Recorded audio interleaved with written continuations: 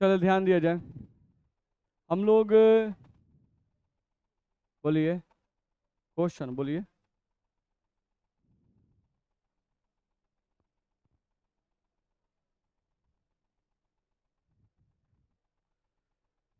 ये जो क्वेश्चन दिया गया था वो वाला है, नहीं बनाने के लिए देख लिया जाए पहले इसको।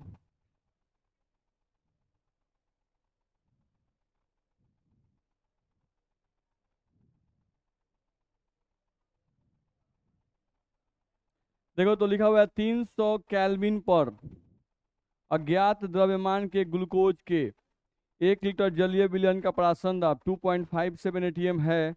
ग्लूकोज की घुली हुई मात्रा का निर्धारण करें। सिंपल क्वेश्चन है।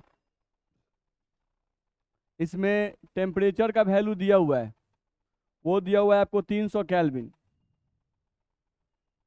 ठीक है। फिर आपको वॉल्यूम दिया हुआ है 1 लीटर, विलयन का आयतन दिया हुआ है 1 लीटर, परासरण दाब का मान दिया हुआ है, पाई का मान दिया हुआ है 2.57 एटीएम। फिर आपका दिया हुआ है कि इसमें जो विलय है वो ग्लूकोज है।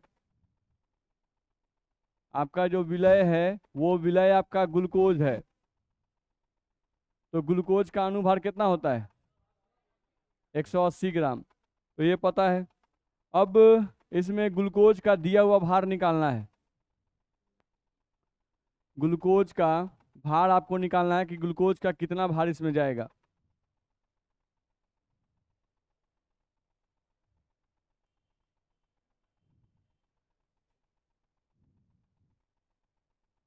ग्लूकोज का भार आपको ज्ञात करना है। तो सिंपल फॉर्मूला आप जानते हो, पाई बराबर W/mv/RT। नहीं, आपको निकालना क्या है? W का मान निकालना है, ये वाला। तो W बराबर, सबको इधर भेजिए, तो पाई गुना M गुना V जाएगा ना, अब बटा में क्या आएगा? R गुना T। अब देखिए तो पाई का मान दिया हुआ है 2.57, M मतलब विलय का अनुभार 180, विलयन का आयतन लीटर में 1, R का मान जानते हैं और टेम्परेचर का मान दिया हुआ है। बोलिए इसमें क्या करना है? सब तो दिया हुआ है, बस वैल्यू पुट करना है, W का मान निकाल देना है। और कोई क्वेश्चन है? बुझाया? आए,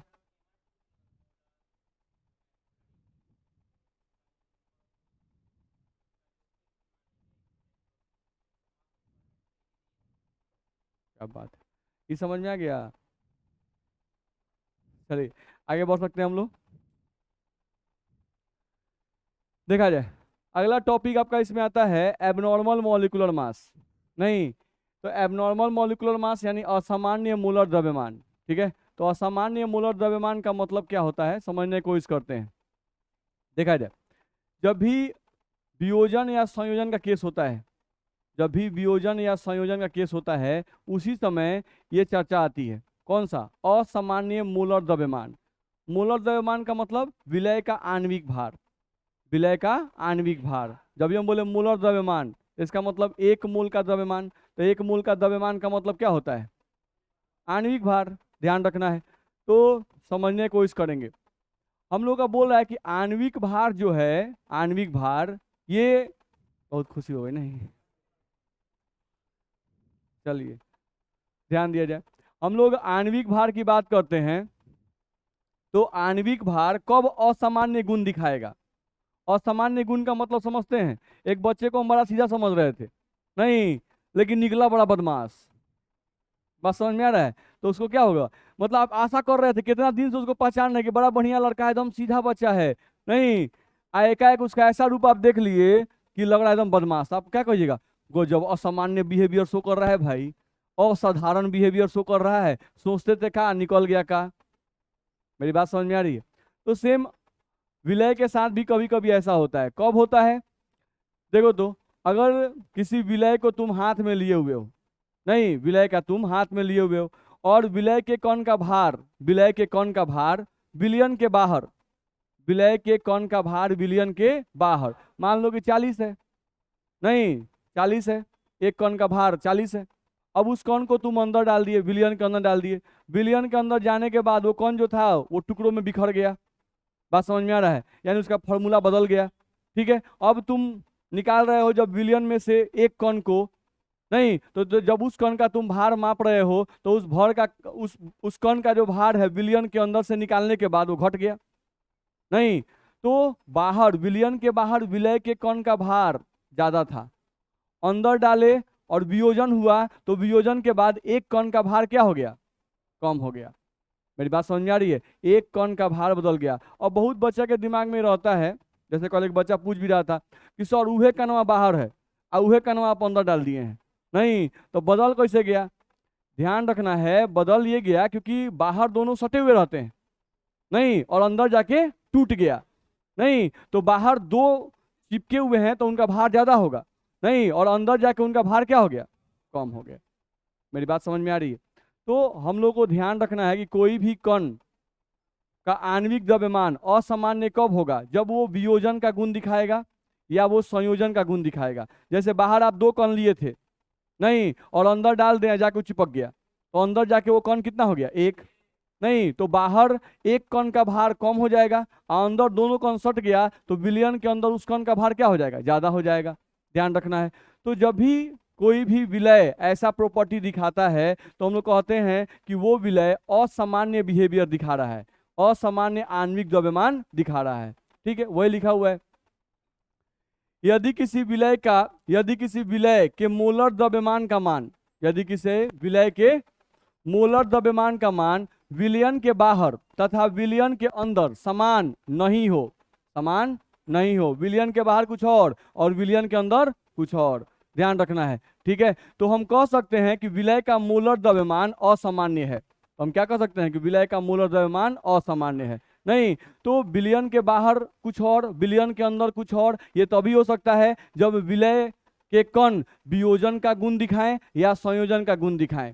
ध्यान रखना है, अगर वियोजन या संयोजन का गुण नहीं दिखाएंगे तो क्या उनका द्रव्यमान बदलेगा, नहीं। जैसे चीनी, हम लोग बोले थे चीनी एक नॉन इलेक्ट्रोलाइट है, क्या है, नॉन इलेक्ट्रोलाइट है, तो अगर चीनी नॉन इलेक्ट्रोलाइट है तो चीनी का भार जितना बिलियन के बाहर रहेगा बिलियन के अंदर उतना ही रहेगा।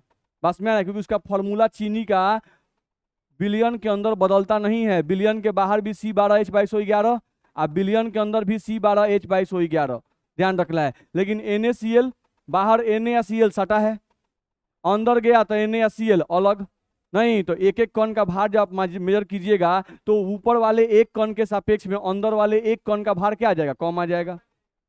मेरी बात समझ में आ रही है, तो वही बात तो लिखा हुआ है। ठीक है, वही बात लिखा गया, ऐसा मोलर द्रव्यमान, उसी को दूसरी तरीके से लिखा हुआ है, ऐसा मोलर द्रव्यमान जो अनुमानित या सामान्य मान की तुलना में निम्न या उच्च होता है असामान्य मोलर द्रव्यमान कहलाता है।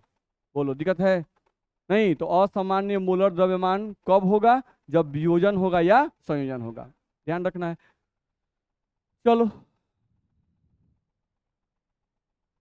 देखा जाए,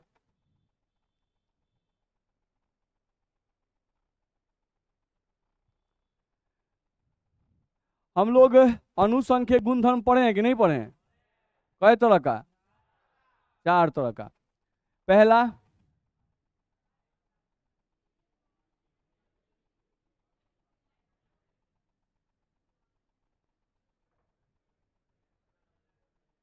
पढ़े थे ना। दूसरा,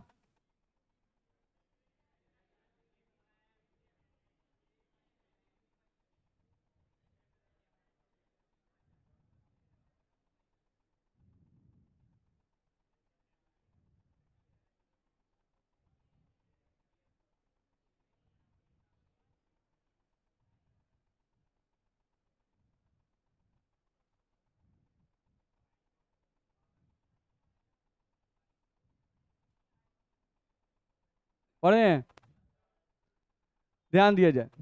बोलिए, कुछ बोलना चाहते हैं आप, बोला जाए। बोलिए ना सर। वो कब होगा? जब हम तनु विलियन और सांद विलियन दोनों के लिए जब फॉर्मूला हम लगाना चाहते हैं, उस केस में ये बात सही होगी। बस मेरा है, यहाँ पर हम आइडियल सोल्यूशन मान के काम कर रहे हैं, तनु विलियन मान के काम कर रहे हैं। ठीक है, चलिए ध्यान दिया जाए।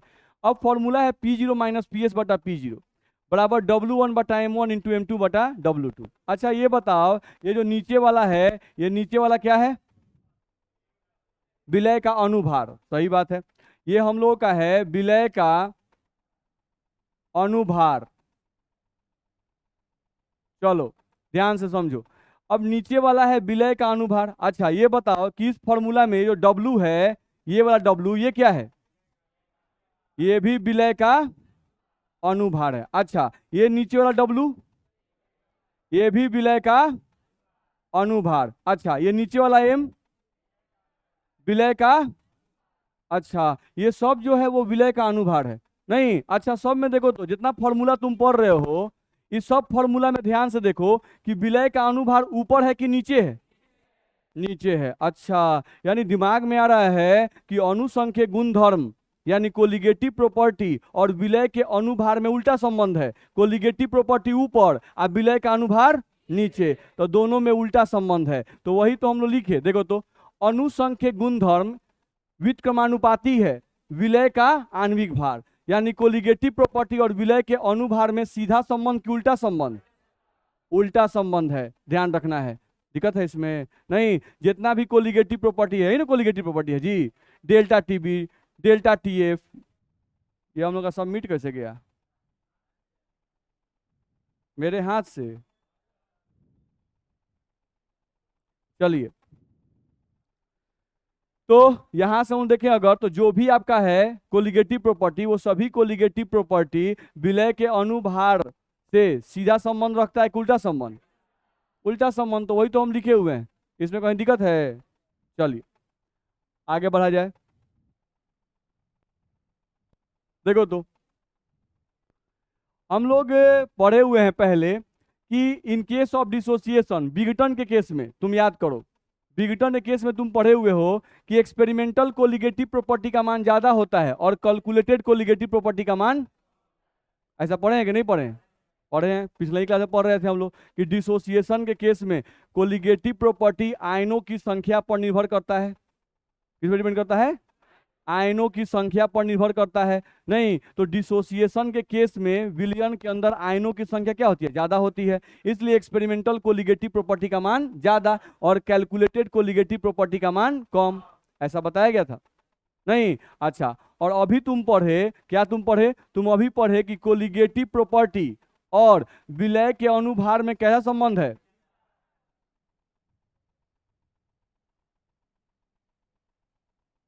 उल्टा संबंध है, यानी जहां पर कोलिगेटिव प्रॉपर्टी ज्यादा होगा वहां विलय का अनुभार क्या होगा? कम होगा। नहीं, तो देखो तो हम वही तो किए हैं यहाँ पर, एक्सपेरिमेंटल कोलिगेटिव प्रॉपर्टी ज्यादा, तो इसका मतलब हुआ कि एक्सपेरिमेंटल विलय का अनुभार कम। क्या होगा? कम। एक्सपेरिमेंटल कोलिगेटिव प्रॉपर्टी ज्यादा, इसका मतलब कि एक्सपेरिमेंटल विलय का अनुभार क्या होगा? कम। यहाँ आओ, कैलकुलेटेड कोलिगेटिव प्रॉपर्टी कम है, इसका मतलब हुआ कि कैलकुलेटेड विलय का अनुभार क्या होगा? ज्यादा होगा। होगा कि नहीं होगा? होगा। ये कौन सा केस है? डिसोसिएशन यानी विघटन का केस है। तो विघटन के केस में तो अभी हम लोग समझे थे। नहीं, हम लोग को देखा जाए तो विघटन के केस में यहाँ पर हम लोग अभी जस्ट आपको समझाए हैं।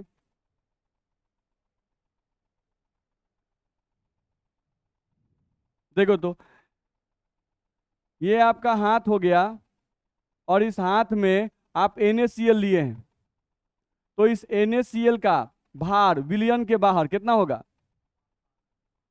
58.5 ग्राम, अगर एक मोल लिए हैं तो। नहीं, इसका 23 और इसका 35.5 जोड़े कितना आएगा? 58.5। नहीं, तो विलयन के बाहर इसका एक कण का भार है 58.5, और विलयन के अंदर जब इसको डालिएगा तो अब ये टूट जाएगा Na प्लस और Cl माइनस में। अब यहां पर एक कण का भार, एक कण का भार अगर पूछा जाए तो एक कण का भार या तो 23 होगा या तो 35.5 होगा। तो विलयन के अंदर जब भी हम कोई मान लिखते हैं तो इस मान को एक्सपेरिमेंटल मान कहते हैं, और विलयन के बाहर जो मान होता है उसको कैलकुलेटेड मान कहते हैं। नहीं तो विघटन के केस में एक्सपेरिमेंटल मान या तो 23 आया या तो 35.5 आया, तो ये दोनों वैल्यू इससे ज्यादा है कि कम है? कम है। एक एक को कंपेयर करना है, ये नहीं कि सर देखिए दोनों को जोड़ देंगे यहाँ पे बराबर नहीं हो जा रहा है, अलबत्त बतिया रहे हैं। एक कण को एक कण से कंपेयर करना है, ये नहीं कि NaCl को NaCl से कंपेयर नहीं करना है। एक कण ऊपर अंदर दो कण, नहीं तो अंदर दो कण को एक कण से मत कंपेयर कीजिएगा, इसका एक कण और इसका भी एक कण कंपेयर करना है। तो अगर दोनों को एक कण कंपेयर कीजिएगा तो एक्सपेरिमेंटल आणविक भार का मान कम आएगा, नहीं, और कैलकुलेटेड आणविक भार का मान ज्यादा आएगा। तो वही तो लिखा है, देख लो, विघटन केस में विलय के आणविक द्रव्यमान का एक्सपेरिमेंटल मान क्या होगा? कम होगा, एक्सपेरिमेंटल मान कम होगा, और कैलकुलेटेड मान क्या होगा? ज्यादा होगा। तो ये असामान्य बिहेवियर दिखा रहा है कि नहीं दिखा रहा है? दिखा रहा है। बाहर सटा हुआ था, अंदर जाकर टूट गया, ध्यान रखना है। चलिए अगले पॉइंट पे आइए, केस ऑफ एसोसिएशन। नहीं तो एसोसिएशन केस में पहले कोलिगेटिव प्रॉपर्टी वाले रिलेशन बताइए। एसोसिएशन केस में एक कैलकुलेटेड कोलिगेटिव प्रॉपर्टी का मान क्या होता है? ज्यादा, और एक्सपेरिमेंटल कोलिगेटिव प्रॉपर्टी का मान कम। नहीं, क्योंकि कोलिगेटिव प्रॉपर्टी कणों की संख्या पर डिपेंड करता है, तो जब एसोसिएशन होगा तो कणों की संख्या क्या होगी? घट जाएगी। तो विलयन के अंदर कणों की संख्या कम, तो विलयन के अंदर कम यानी एक्सपेरिमेंटल मान कम, और कैलकुलेटेड मान ज्यादा। तो एक्सपेरिमेंटल मान यहाँ कम है, कैलकुलेटेड मान ज्यादा है। नहीं तो कोलिगेटिव प्रॉपर्टी का जो भी रिलेशन आएगा, आणविक भार का रिलेशन उसका जस्ट उल्टा आएगा। बोलिए। हाँ, विलय का दिया हुआ भार के सीधा संबंध होगा, बिल्कुल ध्यान रखना है। नहीं तो दिया हुआ भार फिक्स नहीं ना होता है, लेकिन आणविक भार तो फिक्स होता है। बस में आ रहा है, और वही बदल जा रहा है। दिया हुआ भार तो आप पे डिपेंड है कि आप कितना ग्राम डाल रहे हैं, नहीं, लेकिन आणविक भार क्या होता है? फिक्स होता है। आपको NaCl का कोई आणविक भार पूछे तो आप हमेशा बोलेगा 58.5, आप कभी उससे कम नहीं बोलिएगा, तो 58.5 बोलिएगा। नहीं बाहर में तो आप NaCl को पहचान नहीं रहे हैं, आप उसका स्ट्रक्चर नहीं देख रहे हैं। नहीं, आपको ये वो कण दिखाया गया इतना बड़ा, ठीक है, कहा गया इसका मास, तो आप देख लिए 58.5, और उसी को ऑनर डाल दिए। नहीं, आप निकाल के आपको बताएगा अब इसका वजन कीजिए, तो आपको कहने घट कैसे गया? नहीं, यानी कुछ झड़ गया। बात समझ में आ रहा है? तो जो चीज फिक्स होगा उसी के बारे में बात करेंगे, क्योंकि जो फिक्स था वो बदल गया। चलो, तो कैलकुलेटेड कोलिगेटिव प्रॉपर्टी ज्यादा और एक्सपेरिमेंटल कोलिगेटिव प्रॉपर्टी कम। तो जैसे ही कैलकुलेटेड कोलिगेटिव प्रॉपर्टी ज्यादा होगा, इसका मतलब हुआ कि कैलकुलेटेड आणविक भार का मान कम हो जाएगा। नहीं, एक्सपेरिमेंटल कोलिगेटिव प्रॉपर्टी कम है, इसका मतलब एक्सपेरिमेंटल विलय का अनुभार क्या होगा? ज्यादा हो जाएगा, क्योंकि कोलिगेटिव प्रॉपर्टी और विलय के अनुभार में उल्टा संबंध है। कोलिगेटिव प्रॉपर्टी एक्सपेरिमेंटल वाला अगर ज्यादा तो आणविक भार कम, अगर एक्सपेरिमेंटल वैल्यू कम तो आणविक भार ज्यादा। बस उल्टा रिलेशन है, इतना में दिक्कत है किसी को? ध्यान रहेगा? चलिए चलिए अगले पॉइंट पे आते हैं। अगला पॉइंट हम लोग को दिया गया यहाँ से डिग्री ऑफ डिसोसिएशन, जिसको बोला गया है विखंडन अंश। डिग्री ऑफ डिसोसिएशन जिसको बोला गया है विखंडन अंश। समझिए, यहाँ एक रिएक्टेंट लिए, अभिकारक और ये उत्पाद, ये आपका अभिकारक है और ये आपका उत्पाद है, ठीक है। चलो यहाँ पर हम लोग देखें अगर, तो शुरू में इसका मात्रा हम ले लिए 5 मोल। कितना ले लिए?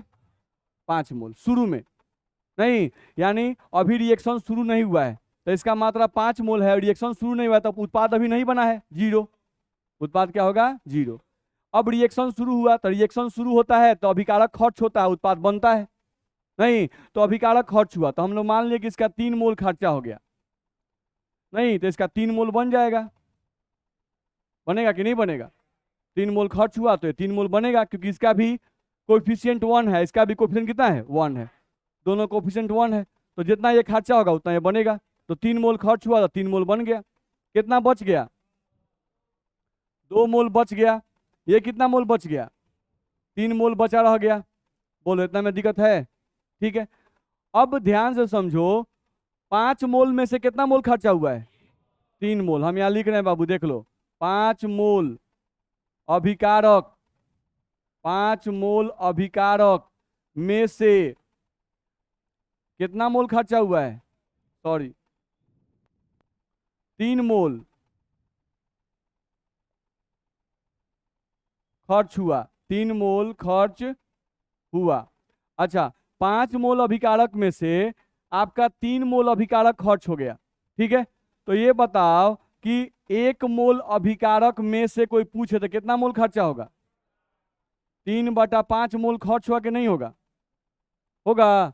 तो 1 मोल अभिकारक में से जितना मोल अभिकारक खर्च होता है उसी को अल्फा कहते हैं, यानी विखंडन अंश कहते हैं। यानी अल्फा का मान आपको आ गया 3/5। नहीं तो अल्फा का परिभाषा क्या होता है? 1 मोल अभिकारक में से जितना मोल अभिकारक खर्चा होता है उसी को क्या कहते हैं? विखंडन अंश। देखिए लिखा हुआ है, 1 मोल अभिकारक में से जितना मोल अभिकारक खर्च होता है उसी को क्या कहते हैं? विखंडन अंश कहते हैं। तो विखंडन अंश अल्फा का मान क्या आ गया? 3/5। चलिए, ये जो 3 था, ये 3 क्या है? खर्च हुई मात्रा। ये 3 क्या है? खर्च हुई मात्रा। नहीं, विलय की खर्च हुई मात्रा, विलय की खर्च हुई मात्रा, ये है विलय की खर्च हुई मात्रा। अब बट्टा 5 क्या है? विलय की शुरुआती मात्रा या विलय की कुल मात्रा। नहीं, तो हम यहां लिख रहे हैं, ध्यान से देखो, विलय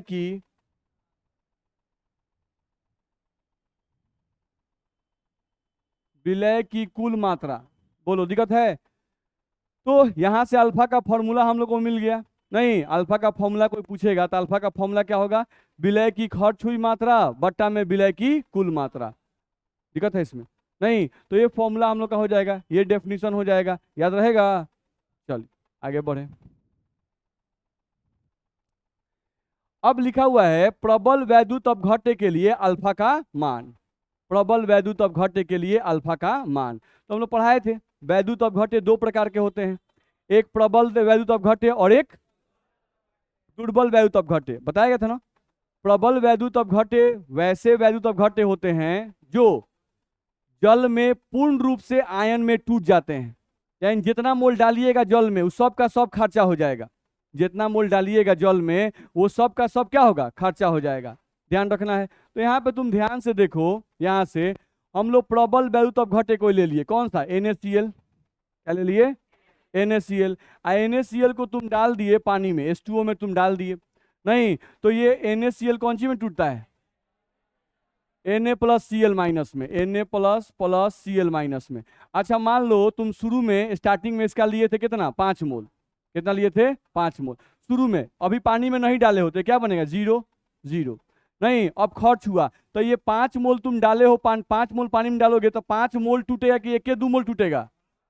5 का 5 मोल टूट जाएगा। यानी कि ये प्रबल है, तो प्रबल की खासियत है कि जितना मोल लीजिएगा वो सब का सब खर्चा हो जाता है। तो 5 मोल लिए तो 5 मोल पूरा खर्चा हो गया। कितना बन जाएगा? 5 मोल Na+ और 5 मोल Cl- बनेगा कि नहीं बनेगा? बोलो, इतना में दिक्कत है? अब हम लोग अगर ध्यान दें तो अल्फा का मान निकालना है। तो अल्फा का मतलब कहा गया था अभिकारक की खर्च हुई मात्रा 5 और अभिकारक की कुल मात्रा 5, कट कितना आ गया? 1।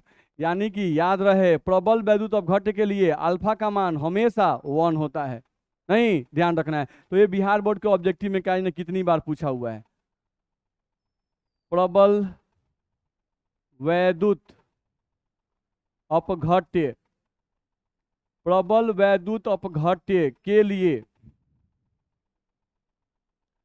अल्फा बराबर 1। ध्यान रखना है, प्रबल वैद्युत अपघट्य के लिए अल्फा का मान क्या होगा? 1 होगा। नहीं, चाहे वो कोई भी प्रबल वैद्युत अपघट्य हो उसके लिए अल्फा का मान क्या होगा? 1 होगा। नहीं, अब हम लोग कोई भी प्रबल, जैसे मान लो तुमसे बोलते बाबू H2SO4 के लिए अल्फा बराबर कितना होगा? 1, क्योंकि हम बताए हैं कि H2SO4 एक प्रबल एसिड है और प्रबल एसिड भी प्रबल वैद्युत अपघट्य के कैटेगरी में आता है। नहीं, तो H2SO4 के लिए भी अल्फा का मान 1 आएगा। कोई बोलता है HNO3 के लिए अल्फा का मान बताओ, नहीं, तो HNO3 के लिए भी अल्फा का मान 1 ही आएगा। कोई बोलता है NaOH के लिए बताओ, नहीं, तो NaOH के लिए भी अल्फा का मान क्या आएगा? 1 ही आएगा, क्योंकि ये सब प्रबल वैद्युत अपघट्य के ही एग्जाम्पल हैं। मेरी बात समझ में आ रही है?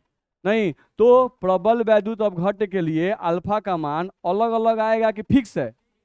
फिक्स है। प्रबल वैद्युत अपघट्य के लिए अल्फा का मान फिक्स है। अल्फा का मान क्या है? फिक्स है। इसका मतलब हुआ प्रबल वैद्युत अपघट्य के लिए विखंडन अंश परिभाषित नहीं है। प्रबल वैद्युत अपघट्य के लिए विखंडन अंश परिभाषित नहीं है, क्योंकि उसका वैल्यू तो कांस्टेंट आ रहा है हर केस में।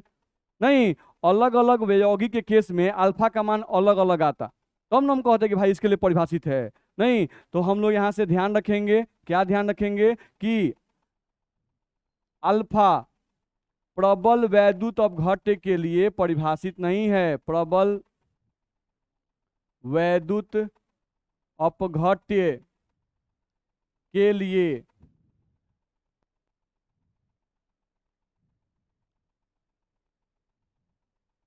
परिभाषित नहीं है, यानी इसका कोई मतलब ही नहीं है। प्रबल वैद्युत अपघट्य के लिए अल्फा कोई मतलब ही नहीं है।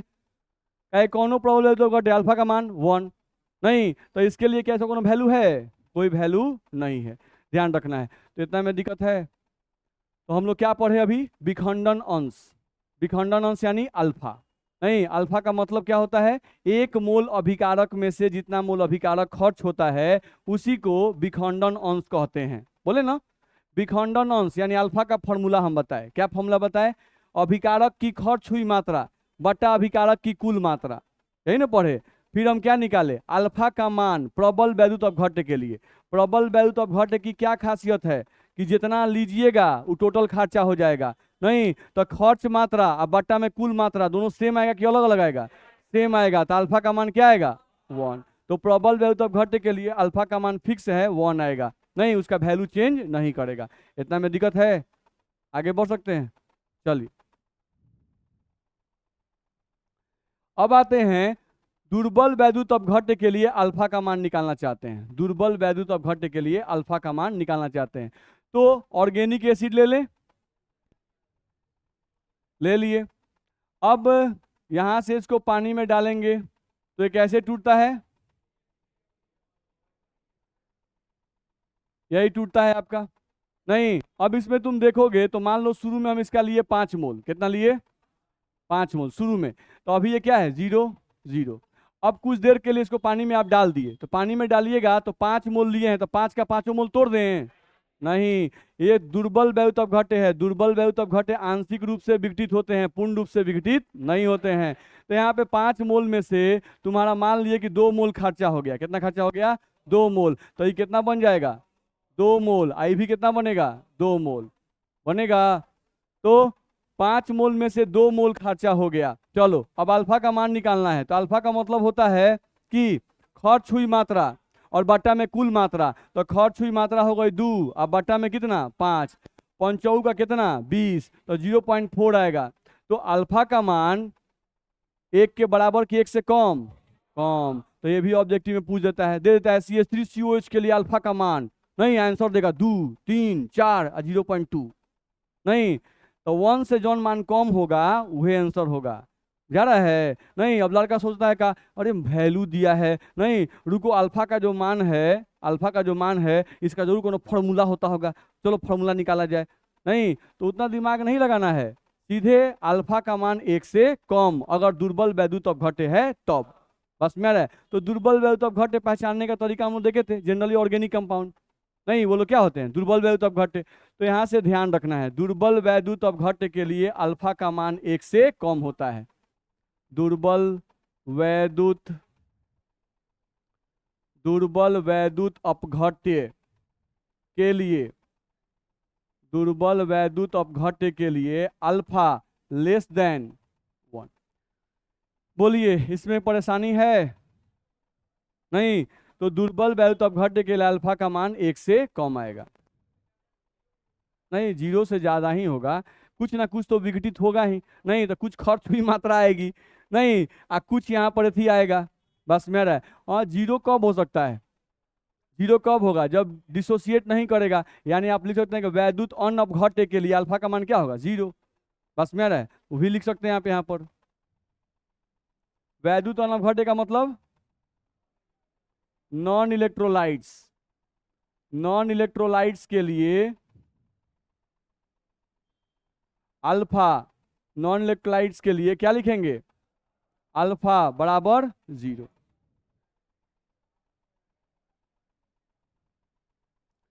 तो जो लोग आयन में टूटबे नहीं करते हैं, जो खर्चे नहीं होते हैं, बस में आ रहा है, नहीं, तो उस केस में उनका वैल्यू क्या हो जाएगा? 0। बोलो दिक्कत है इसमें? आगे बढ़ सकते हैं? देखा जाए, अगला टॉपिक आया वांट ऑफ फैक्टर। नहीं, हम लोग को बोला गया वांट ऑफ फैक्टर। ध्यान से देखेंगे, वांट ऑफ फैक्टर जिसको हिंदी में कहते हैं वांट ऑफ गुणक। क्या कहते हैं इसको? वांट ऑफ गुणक को आई से रिप्रेजेंट करते हैं। वांट ऑफ गुणक कैसे रिप्रेजेंट करते हैं? आई से। ठीक है। अब हाँ, एक बात ध्यान रखेंगे, जैसे हम लोग बोल रहे हैं डिग्री ऑफ डिसोसिएशन पढ़े, विखंडन अंश। नहीं, तो ये जो विखंडन अंश आप पढ़े, नहीं, ये काहे के लिए पढ़े? राउल्ट का फॉर्मूला सभी केस में सही है? नहीं है, राउल्ट का फॉर्मूला सभी केसेस में सही नहीं है। नहीं, इलेक्ट्रोलाइट्स के लिए गलत है, नॉन इलेक्ट्रोलाइट्स के लिए सही था। अब राउल्ट का फॉर्मूला इलेक्ट्रोलाइट्स के लिए भी सही हो जाए, नहीं, इसके लिए आपको दो टॉपिक पढ़ना पड़ता है, एक विखंडन अंश, नहीं, और दूसरा भांट ऑफ फैक्टर। बस में आ रहा है? तो कोई पूछता है कि भाई विखंडन अंश या भांट ऑफ फैक्टर काहे के लिए पढ़ रहे हैं, तो राउल्ट के फॉर्मूला को सही करने के लिए पढ़ रहे हैं। ठीक है, ध्यान रखना है। चलो, भांट ऑफ गुणक को कौन चीज दर्शाते हैं? आई से। चलो, आई जो है, इस आई का हम लोग को फॉर्मूला बताया गया, ध्यान समझो। एक्सपेरिमेंटल कोलिगेटिव प्रॉपर्टी बटा बटा कैलकुलेटेड कोलिगेटिव प्रॉपर्टी। क्या लिखा गया? एक्सपेरिमेंटल कोलिगेटिव प्रॉपर्टी बटा कैलकुलेटेड कोलिगेटिव प्रॉपर्टी। मन नहीं, प्रायोगिक अनुसंख्यक गुणधर्म, नहीं, और ये सैद्धांतिक अनुसंख्यक गुणधर्म। ध्यान रखना है, ये फॉर्मूला पर निकाला गया मान है और ये स्केल के द्वारा निकाला गया मान है। नहीं, इन दोनों का अनुपात ले लो, वही आई है, ये बोल रहा है। अच्छा देखो, तो हम लोग यहां लिख रहे हैं, देखो, एक्सपेरिमेंटल कोलिगेटिव प्रॉपर्टी बराबर calculated colligative property. Experimental colligative property बराबर कैलकुलेटेड कोलिगेटिव प्रॉपर्टी। यही दोनों को ना बराबर करना है भाई। नहीं, कैलकुलेटेड मतलब राउल्ट के फॉर्मूला से निकाला गया मान, एक्सपेरिमेंटल मतलब स्केल से निकाला गया मान। अगर इन दोनों को बराबर करना है तो तुमको कैलकुलेटेड कोलिगेटिव प्रॉपर्टी में आई से गुना करना पड़ेगा। नहीं गुना कर रहे हैं? जैसे ही तुम कैलकुलेटेड कोलिगेटिव प्रॉपर्टी में आई से गुना करोगे, नहीं, वो एक्सपेरिमेंटल कोलिगेटिव प्रॉपर्टी के बराबर हो जाएगा। नहीं, यानी कि राउल्ट का फॉर्मूला सही हो जाएगा, खाली राउल्ट के फॉर्मूला में आई से गुना कर दिया जाए तो राउल्ट का फॉर्मूला चेंज हुआ। राउल्ट का पहला फॉर्मूला अब हो गया, अब लिखा जाता है P0 माइनस पी एस बटा P0 बराबर आई और मोल फ्रैक्शन विलय का। यानी अब फॉर्मूला ऐसे लिखेंगे। दूसरा जो फॉर्मूला था, जो कि आप बोलते थे delta T B is equal to, आप बोलते थे तो बोलेंगे आई के बी गुना एम, यानी अब आई लगाकर बोलेंगे। तीसरा फॉर्मूला जो आप बोलते थे delta T F is equal to K F into M, तो उसमें आप अब आई लगाकर बोलेंगे, आई गुना के एफ गुना एम। चौथा फॉर्मूला जो था आपका, वो था pi is equal to M R T, तो इस एम आर टी वाले फॉर्मूला में भी कौन सी से गुना करेंगे? आई से। यानी आपको हर केस में अब आई से गुना कर दीजिएगा तो राउल्ट का फॉर्मूला एकदम सही हो जाएगा, इलेक्ट्रोलाइट्स के लिए भी और नॉन इलेक्ट्रोलाइट्स के लिए भी सही हो जाएगा। अब सवाल ये उठता है कि भाई अब आई का मान निकालेंगे कैसे? नहीं, अलग अलग केस में आई का मान निकालना पड़ेगा।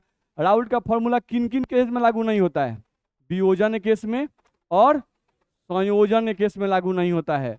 बस में रहे, राउल्ट का फॉर्मूला वियोजन के केस में लागू नहीं होता है और राउल्ट का फॉर्मूला संयोजन के केस में लागू नहीं होता है। नहीं, तो वियोजन के केस में आई का क्या फॉर्मूला होता है और संयोजन के केस में आई का क्या फॉर्मूला होता है, बस दो फॉर्मूला निकाल लिए, बात खत्म हो गया। ध्यान रखना है।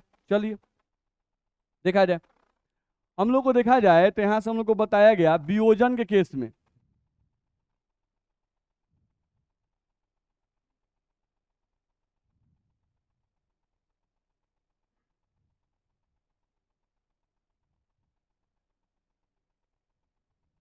वियोजन के केस में आई का मान या आई का सूत्र। चलिए ध्यान दिया जाए,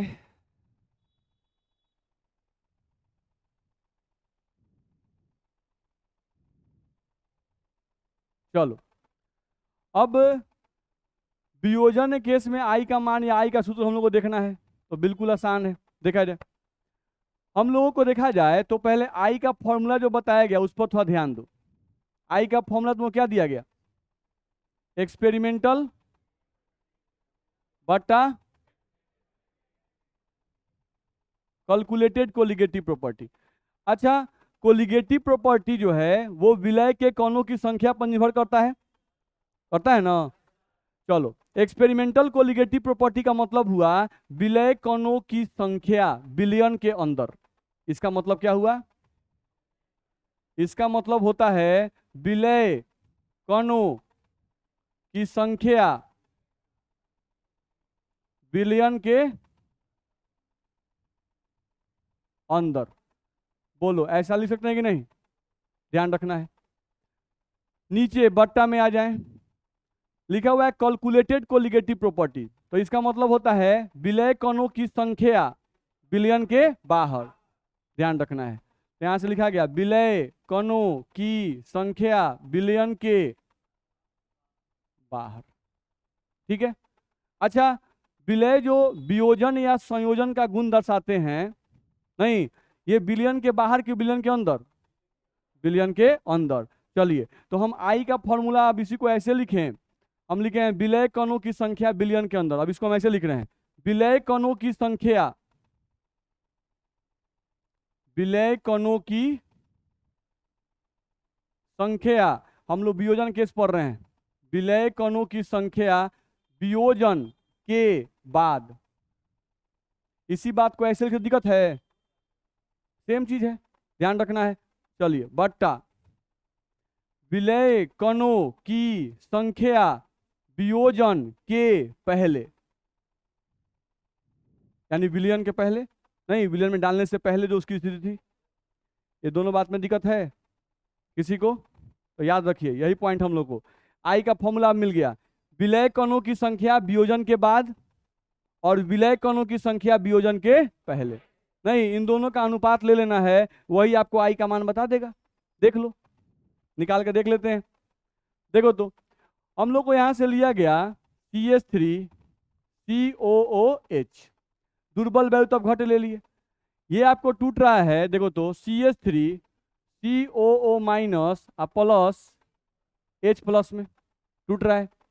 चलो, अब यहां से ध्यान दो, हम इसका स्टार्टिंग लिए, ST मतलब स्टार्टिंग, शुरू में इसका ले लिए 1 मोल। कितना लिए? 1 मोल।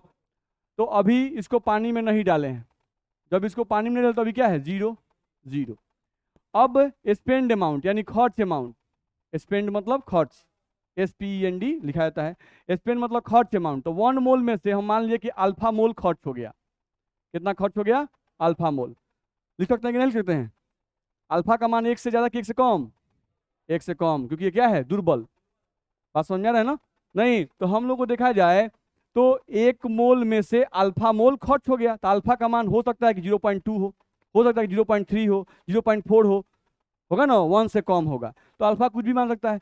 तो अगर इसका 1 मोल में से अल्फा मोल खर्च हुआ तो ये कितना बनेगा? दिक्कत है। चलो, अब लिख रहे हैं बचा हुआ मात्रा। ये बचा हुआ मात्रा है, ये था हम लोग का खर्च मात्रा, हिंदी वाला लिखिए दें, यही है शुरुआती मात्रा, शुरू की मात्रा। तो अब बचे कितना? 1 था, 1 में से अल्फा खर्च हो गया। दिक्कत है। अब हमको आई का मान निकालना है, तो आई का मतलब होता है विलय कणों की संख्या वियोजन के बाद, ऊपर लिखना है विलय कणों की संख्या वियोजन के बाद। तो चलो, इसका कितना मात्रा बचा है? तो 1 माइनस अल्फा बचा हुआ है, प्लस ये कितना बचा हुआ है, और ये कितना बचा है? अल्फा। चलो, बट्टा विलय कणों की संख्या वियोजन के पहले, तो वियोजन के पहले 1। दिक्कत है। अल्फा से अल्फा काट दिए, आ गया 1 प्लस अल्फा आया। तो यहां से हम लोग को CH3COH के लिए आई का वैल्यू आ गया 1 प्लस अल्फा। बोलो, दिक्कत है? तो इस तरह से तुम इसके लिए मान निकाल सकते हो। नहीं कि भाई वियोजन केस में हम लोगों का CH3COH के लिए आई का मान होगा 1 प्लस अल्फा। इतना में दिक्कत है?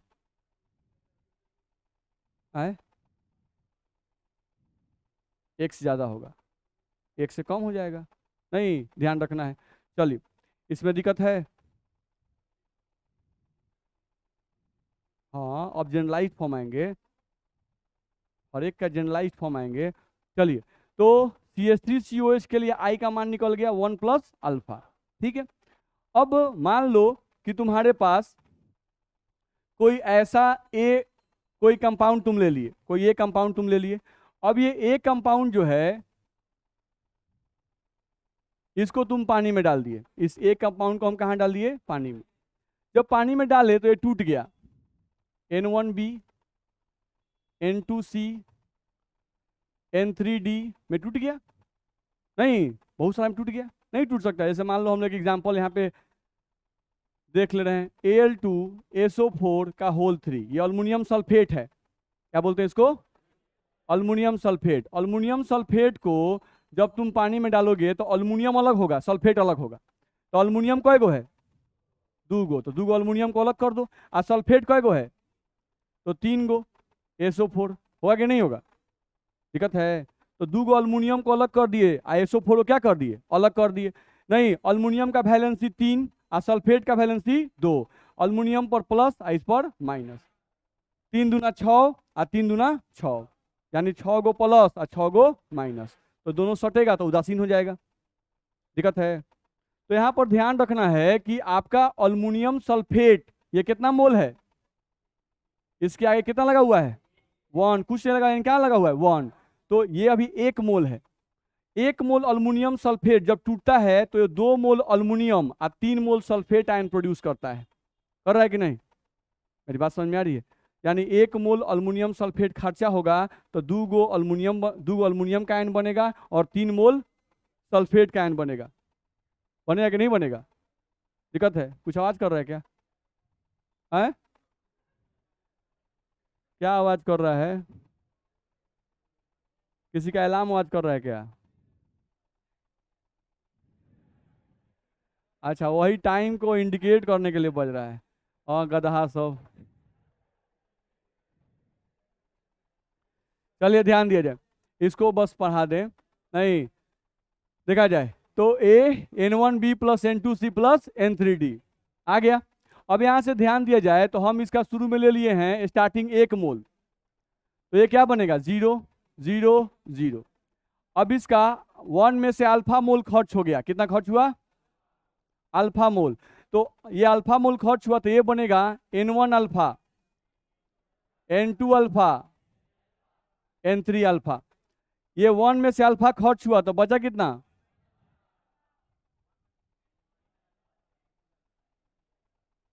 होगा, ठीक है। अब तुमको आई का मान निकालना है, तो आई का मतलब हो गया विलय कणों की संख्या, विलय कणों की संख्या वियोजन के बाद। तो विलय कणों की संख्या ये कितना बचा है,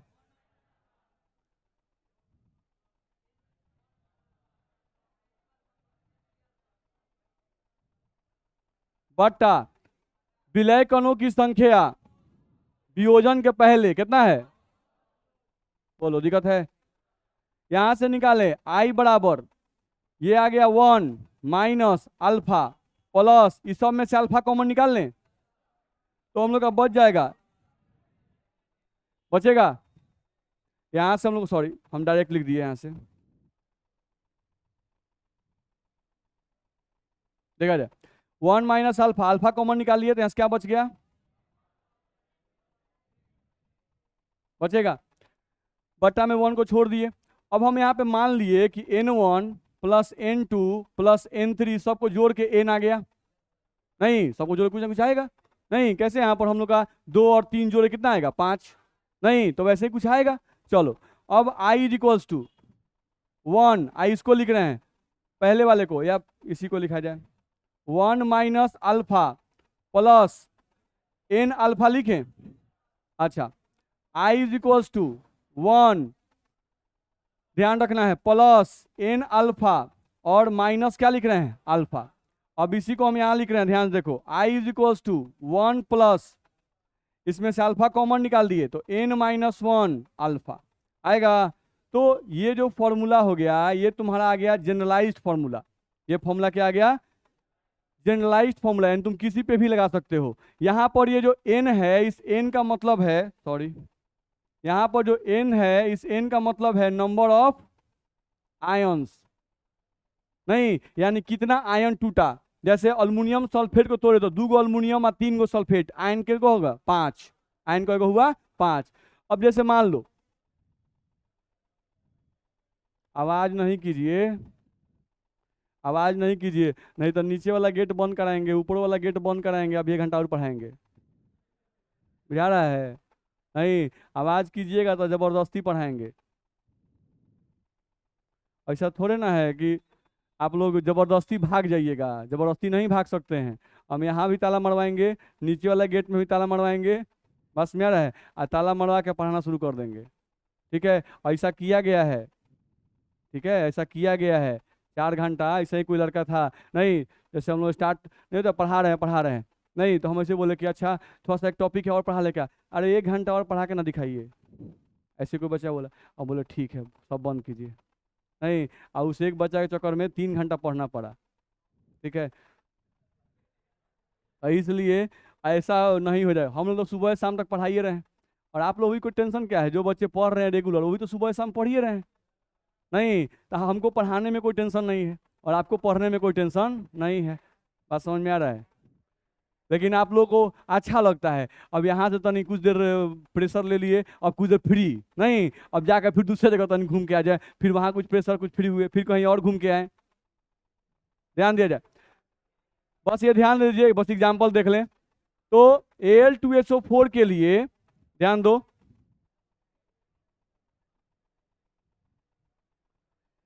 Al2SO4 का होल 3 अगर इसको तुम तोड़ दिए तो अल्युमिनियम 2 गो मिला और सल्फेट आयन 3 गो मिला।